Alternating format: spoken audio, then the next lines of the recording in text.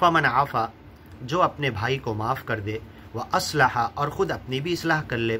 और अपने नेक अमल करने के लिए हमेशा, जैसे दुनिया में कभी सेटिस्फाई नहीं होता, दुनिया कितना ही हासिल हो जाए तो उससे बढ़कर हासिल करने के लिए लगा रहता है, ऐसे ही नेक काम, अच्छा काम, मालिक की बंदगी, मालिक का नाम स्मरण, लोगों की सेवा, लोगों के साथ अच्छा करना, मुक्ति के रास्ते पर, ज्ञान के रास्ते पर चलते हुए दुनिया वालों को ज्ञान की तरफ लाने की कोशिश करना, ये जितना भी कर ले सेटिस्फाई नहीं होना चाहिए कि मालिक इससे ज़्यादा करूँगा, ये तो कम किया मैंने, अभी तो इतने ही लोगों को ज्ञान में लाया, अब तो पूरी दुनिया तक पहुँचना है। जब ये दिल में तड़प और तमन्ना होगी सच्चे मालिक के काम और बंदगी के काम और लोगों की सेवा के लिए, कभी सेटिस्फाई नहीं होगा खूब करके भी, तो वो इस्लाह की तरफ जाएगा, अमल सालेह की तरफ जाएगा। व अस्लहा, जिसने अपनी इस्लाह कर ली,